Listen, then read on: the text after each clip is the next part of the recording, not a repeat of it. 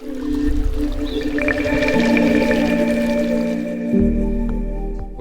to the Charts podcast.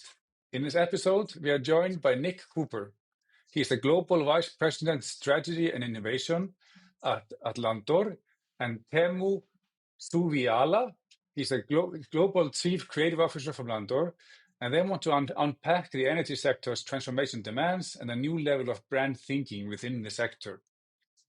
From breaking category conventions to building brands that outperform the market, they're going to share practical insights and real-world case studies, which are always quite important when we do those things. So what can we do about it? Tune in to learn how energy companies can turn brands into a true business asset. So welcome, Nick and Teemu. Thank you very much, Frederick. Great to be here. Thanks for having us. Yeah, and thanks for a great time in Houston. So after Charts, it was really an asset to have you there, and I was lucky enough to be a part and listen to your workshop. And I wanted to use this podcast maybe to go a little bit deeper into some of the things that you discussed at your session. So I have some specific questions, and in most cases, I'm just going to put them out there, and whoever one of you wants to answer, they answer. In some cases, I ask, either one of you in particular. But my first question, at your session in the US, you highlighted that the energy sector is transforming faster than other sectors. I find this intriguing that you say that. So, but in that respect, what are the biggest challenges and opportunities that this rapid transformation presents for energy brands? And how can you, Landor, help to navigate this? Yeah, I think, because we work across so many different sectors, we really do see and can compare and contrast the degree of transformation that's taking place in different industry categories. And energy is very much at the forefront of what we see as change. There are two main drivers of that. One is, of course, how energy is made, and then the second one is how much energy you have to create, and then how you distribute and get that to users and consumers. So the demands on the energy sector to change are absolutely enormous. At the same time, there's a third level, which is actually how energy companies interact with consumers and customers is changing dramatically as well. So in that rapidly evolving landscape, we believe that branding is rapidly becoming incredibly important. And traditionally, it wasn't. Traditionally, it's something that you didn't have to bother too much about. Mm-hmm. And that brand has suddenly come to the forefront because actually the relationships between customers and energy companies has changed and is changing so rapidly that actually you need brands to navigate that new landscape. You need brands to navigate that new context. And that's a real challenge, not least because, as it were, the brand muscle is not something that's ever really been developed in an awful lot of energy companies. So I'll put that out there as a starting point. And Teemu, I'm sure you'd like to add a perspective on that as well. No, I think you covered it. But I would say just add there that it's not energy brands that that are facing similar challenges. These are also global challenges outside energy sector.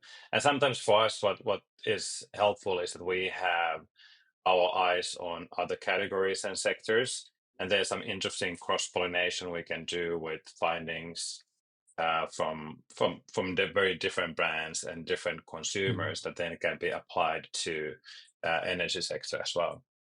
Thanks for those insights. And I actually, I founded Charts a decade ago, 10 years ago, because I wanted to have a platform where energy brands could talk about this. But as you're saying, it's changing so fast now. The change of pace is so much faster. And maybe the branding muscle will get developed quite well down the end. Nick, this is to you. In the workshop that you hosted, you shared that a strong brand index significantly outperforms traditional market indices. Can you elaborate on this on this brand index? What are some key factors, and how can businesses actively build on it? what we've seen over many years, and the brand index we use, as you say, is based on BrandAsset Valuator, which is WPP's proprietary tool for measuring brand equity, which has over 30 years of data. So we can see how brands perform over a long period of time. What we've seen very consistently is that those companies that have excellent business models and excellent brands outperform those companies that simply have excellent business models. Energy as a sector tends to be one which has had really good business models, but not much of a brand. So the opportunity to enhance business performance through brand is very much a clear one in our view. Why do we believe that well-branded businesses outperform less well-branded businesses? It is very simply because brands help persuade more customers to buy you more often and to pay more for you. And when we are familiar with this in the realms of, for instance, luxury goods or CPG or consumer goods, this is what's coming to the world of energy, that actually consumers will have more and more choice, and they will start making choices about the brands that they are attracted to, and therefore there will be a business benefit if you get your brand right, and then there will be a business penalty if you don't get your brand right. And we have 30 years of data to suggest how much that will benefit you and how much that will cost you. Compelling. The problem is, I agree so much with you. I can't be asking you any challenging questions here, but I agree. It's about the bottom line. So in your workshop, you said that right now, most brands in the energy space have not stepped up to the challenge. And this is kind of referring, again, also back to your previous answer. Can you tell me what specific areas do you see as the biggest shortcomings for energy brands currently? And what's the first steps they could take to address this? Maybe Nick, you'll start and Teemu to jump in afterwards. I think there are two big areas for energy brands to address. One is that I think they need to get much closer to and have a much greater depth of understanding of their customer base, quite frankly, because in the past they haven't really had to. And they've very much looked at themselves rather than at the customer. And I think increasingly they have to become customer focused and customer first and understand that.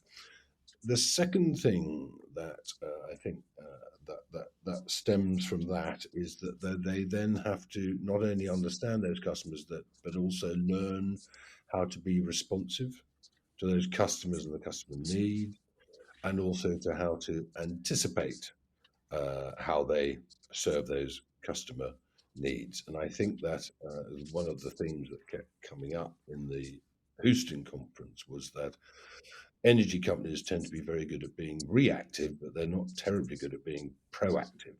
And that, I think, is what is going to change most of all. Teemu. Yeah, I think you nailed it on the customer focus. Like there has to be more care and curiosity for the customers. And something we heard from many speakers at the Cannes Festival for Creativity this summer as well was that B2B brands need to start behaving more like B2C brands. This is what consumers are expecting brands to do. And then secondly, where more work would be needed is in differentiation. Like we are seeing these brands that are coming into the market that are really doing something that is standing out from the competition. So it's a mindset shift towards more bravery in order to be different when you're starting to interact more with the consumers and your customers. I agree. So the bravery part, I mean, they are traditionally, energy companies are not really willing to stick the neck out and they don't want to be brave. So, but I agree, bravery and creativity are needed and more differentiation. But it's hard for these companies. You know, it's a commodity product. It's a total way of thinking. So you have to give them credit for what they've been doing so far, but it's hard for them to think like that. So you talked about, or Landor talks a lot about the 4 brand pillars, BrandAsset Score. Can you explain how these pillars are measured and how combining them into a single score helps to quantify and then maybe predict brand impact? Yeah, so the 4 pillars of brand equity, which underlie our brand asset valuator tool, our BAV tool, are differentiation, relevance, esteem, and knowledge. These were originally, in when it was launched in 1993, these were what were academically validated by Columbia and MIT and other very clever people, saying this is actually how you quantify this thing called brand equity. Brand equity being an emotion, a feeling, an emotional connectedness between a customer and an offer. So just even to be able to measure and quantify that is really quite tricky. And that's what those 4 pillars do. And any brand has to have some knowledge, so people need to understand what it does. It has to have some esteem, so it has to have some regard and respect. It has to have relevance, so it has to do what customers expect it to do. And as Teemu was saying, it has to have differentiation as well. It has to be putting something new on the table that makes it stand out. We take those 4 pillars and bring them into a single number, as you say, called the brand asset score. The really important thing about that is that the brand asset score essentially quantifies the role that brand plays in driving customer purchase decisions. So you can imagine that when you buy a luxury handbag, that purchase decision is almost entirely driven by brand. When you're buying a commodity, as you said earlier, if you're buying a commodity like coal, then brand has almost nothing to do with it. What's happening for energy companies is they are moving from quite a low role of brand in driving purchase. It's getting higher and higher and higher. And when we look at companies like Octopus or Kraken or NRG, we can see the brand stakes are getting higher and higher. And what that means is that brand is being responsible for driving more and more purchase decisions. So by measuring it and understanding how it works, backed again by 30 years of data, what we can start to do is have predictive frameworks that if a company does A rather than B, it's probably going to drive brand faster by doing A than B. And we have predictive frameworks that say this is kind of normatively how you would expect brand to develop, and this is how you can accelerate it. So you can therefore not only quantify it and measure it, you can also predict and project how it's likely to develop. Brilliant. Teemu, I want to ask you the next couple of questions, and of course, Nick, you jump in where you want to. But this is more around the differentiation that you mentioned earlier. You do emphasize a lot the concept of that the relevant differentiation is the key, and of course, the branding literature agrees with you. At the end of the day, a brand has to be different. How do you define relevant differentiation in the context of the energy sector, and what are some practical examples of how brands can achieve it? I think you have to look at relevance and differentiation as 2 different steps when you're building your business, and this goes beyond energy sector. So relevance is needed in order to penetrate a market, and then differentiation is needed when you are in that market and you want to grow your market share. So those are the 2 aspects of relevance and difference from a business perspective. Then from a pure, if I'm looking at kind of a design perspective, there's a similar concept that the industrial designer Raymond Loewy talked about.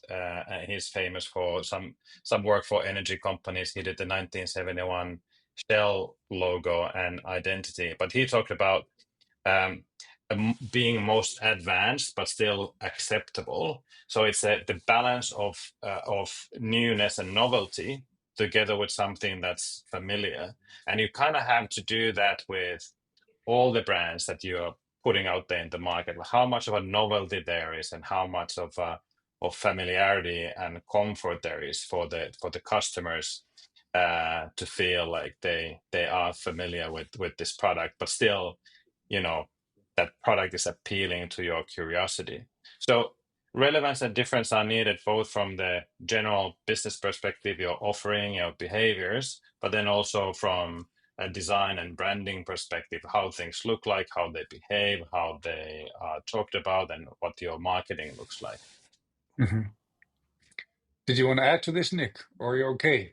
Teemu is spot on. I would add that from a sort of theoretical point of view, Mm-hmm. relevance is a really good indicator of current market share, and the key thing is that differentiation is a really good indicator of future market share, which is again why Teemu stresses that they are separate but connected, and you need both.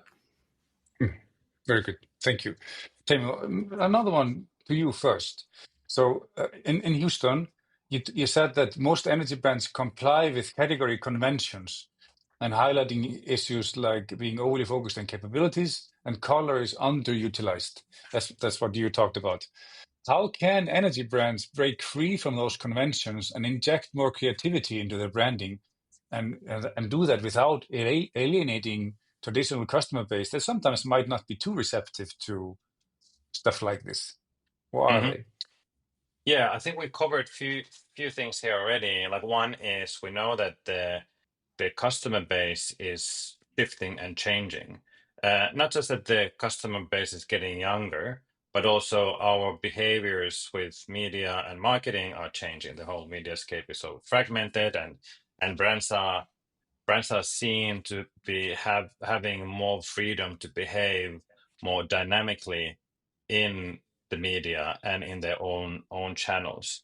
So that's like one piece of this. Like there's more expectation for brands to be different than before, and therefore some of the category codes should be broken in order to get into that differentiation. We are seeing a lot of sameness in the brands, and what many of the brands should be doing is like what are they the versatile assets that they could free up to do more and behave differently and talk to maybe even multiple different audiences in different ways. So we need to start looking at brands as more versatile entities that are not overly consistent in every touch point, but there's a variation based on like who's reading and seeing your messages and who's not. I think there's something about like freeing up not just the assets, but also your kind of storytelling to be more authentic, because we know that that's appealing to many audiences right now. So the dynamics of brand can realize in many different ways. It is the brand identity, it's the behaviors, it's the messaging and the marketing they put out there in the world. Thanks for sharing that. I want to move into a specific case that you have done. You talked about this somewhat at the workshop, and I guess the world knows about it also. Your case, Landor's case study on Cepsa into Moave, which demonstrates a significant transformation. What were the initial challenges that Cepsa faced, and how did you approach them, particularly in the new corp scenario, and help them to achieve the substantial shift in category association and maybe also unlock higher sector multiples? A very complex question. I hope you got it. Yeah, we can both help answer that. I think a couple of things to start. So the point about Cepsa was that they had committed themselves to true transformation. And the starting point was that they were going to sell, or indeed had started selling, around 75% of their assets in fossil fuels in order to shift into green hydrogen. So that is a massive statement of intent. That also puts, as transformation tends to do, it puts lots of aspects of the business under stress and pressure, not least the brand. So it raises the question of what do you do with the brand. Now, interestingly, because the owners of Cepsa, the Abu Dhabi Sovereign Wealth Fund, Mubadala, who are very, very smart business people, one of the key things was actually to persuade them that thinking about brand was going to help them make this transition and transformation more successful, because they were seeing it very, very much from a sort of hard business asset point of view, which as well they might. So our starting point was to actually say brand is going to be an integral part of this transformation. Brand will actually help you succeed faster. Brand, because it manages perceptions, will actually help you get better multiples at the end of it, which is what you're most interested in. And because, going back to the previous question, because we can quantify, measure, and predict and project the role of brand, we were able to persuade the ultimate stakeholders that actually brand was a really critical part of the entire transformation effort, because otherwise they would have treated it purely as a business model transformation, and we persuaded them that it was both a business and a brand transformation at the same time. Because we could create a business case to demonstrate that brand is a business asset, just like all their plants and all their machinery and everything was also a business asset. Great. Teemu, your few words into this. I think from a design perspective, as the transformation appetite was so massive, it kind of like opened up more opportunities to really push the design of Moeve into something that's quite unique. But it all stemmed from the strategy and the appetite from Cepsa to do this shift. But yeah, as there was this openness for new and different brand language, we were able to look into, custom-made designs, custom-made typefaces. The brand is constantly moving and shifting, and it's made for, the next generations, and not and looking at like also how technology will change, like how we can have brand that have a long-lasting life since its launch. So it was a great piece of work to have teams on, because it had all this fun and freedom to disrupt the category. Mm-hmm. Interesting. More on that. The CEO of Cepsa, Martin Wetzeler, who does understand brands, at least as far as I know, he's quoted saying that your proposal, the Landor's proposal, was clearly irresistible and it led to a home run. So that's a big statement. What specific elements of Landor's strategy or approach did you believe that made it so compelling to the Cepsa shareholders and leaderships? I think. What's it? Sorry. I mean, I think Martin is a brand person, and what we did was we supported him in going to Mubadala, the owners, and then persuading them that brand. But yes, to be clear, absolutely, Martin didn't need much convincing about brand. What he needed was a business case. What made us compelling, I believe, is our unique combination of amazing strategy, incredible creativity, backed up by measurement and business cases. And it's that sort of triangle of capabilities that I think makes us stand out. Certainly in this case, it made us stand out. It is exactly what Cepsa to Moeve wanted. They wanted a brilliant strategic brand strategy. They wanted brilliant creative, and they needed the certainty of a business case underpinning it. Yeah. No, I appreciate that answer, and having the business case involved, and that's what we need more of.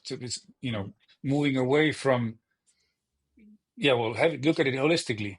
So again, referring back to your great session in Houston.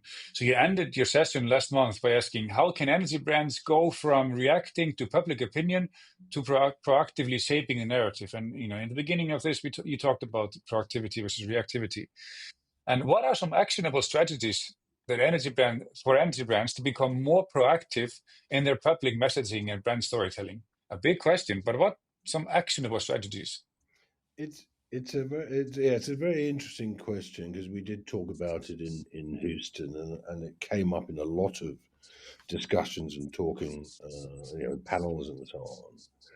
I think it starts from a mindset. I mean, I think what happens with so many energy companies is, because they come from a regulatory background, they are sort of very good at self-censoring, and they wait for stuff to happen. So I think the first thing is that you have to sort of somewhat escape or address that mindset, and you have to sort of focused on that, where things happen beyond the regulated environment, or where they might happen beyond the regulated environment. And I think that there are two things that I think are key that underlie this. One is to have permission to inform and explain what's happening, because I think that energy is a complicated market. I think we talked a lot in Houston about the fact that generally consumers are not terribly educated, which is not surprising. And we talk about education, which I think is too patronizing. We need to talk about explaining and informing to consumers, so they understand more about it. But I think also the other thing is that innovating on behalf of the customer is really key. What energy companies tend to be good at, for example, is they're very good at innovating, but they innovate their business process, they innovate their technology, they innovate their engineering. They don't innovate on behalf of the customer. And I think this is what's changing. So again, if they have, the key to this is to think more about the customer, and then your skill base will actually start to be focused on that, and you'll start to get some benefit from it. And it's that shift from an internal focus to more of an external focus, I think, is the start of all of that in a practical way. Thanks for that. Teemu, did you want to add something to this? No, I think Nick totally got this, so yeah, nothing to add. Okay, so now we're down to our last question. For energy brand listening, what is the single most important piece of advice you would give them today to de-risk to dare, if I put this in parentheses, de-risk to dare, and how to unleash their creative energy for a greater brand impact? I could maybe go first.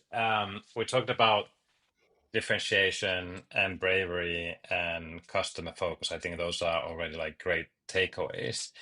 Another thing that I would add to kind of the customer topic is embracing transparency and being more open about what's happening and what are the innovations and what are the roadmaps.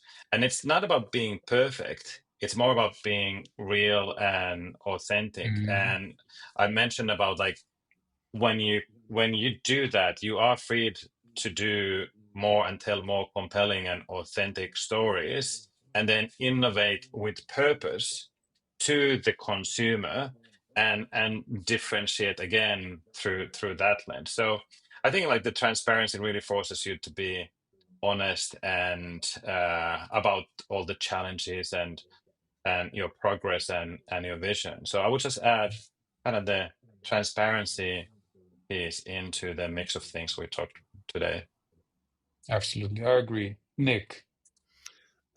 Just a final comment from me. I mean, and Teemu and I have lived through this many times. Measure, because data is not the enemy of creativity, it is the friend of creativity. And Teemu and I have seen this, we've lived this, we've talked about it together, and that the two things go hand in hand, and data releases the greatest potential of creativity. What a brilliant answer. I like that. So, but I do have kind of, so we've gone through a lot, and we've talked about practical examples, and I think that the audience is somewhat closer to why branding matters and how it matters. But for those who might be listening and they listen to the end and they are not fully convinced on why they should be spending more effort, money, time, resources on branding, what would be your short sentence to them on why they should tend more to their brands? For me, at the end of the day, it's very simple. I'll go back to the statement I made earlier, which is a great brand will persuade more customers to buy you more often and to pay more for you. And to just to illustrate it very simply, which I use at Houston, but I like it. It says, if you had two identical burger bars in a high street with exactly the same menu, the same pricing, the same seating, the same ambiance, the same colorways, everything was the same. One was called McDonald's and one was called Nick Cooper Burgers. Which one do you think would sell more? Simple as that, and that's brand. Yeah, no, those were some really nice words and compelling to me. So thank you a lot, both of you. Appreciate the time and your support and pushing the envelope on the energy brand part. Very much appreciated. Thank you. No, well, you're welcome. It's great to see you again, and thank you for having us at Houston.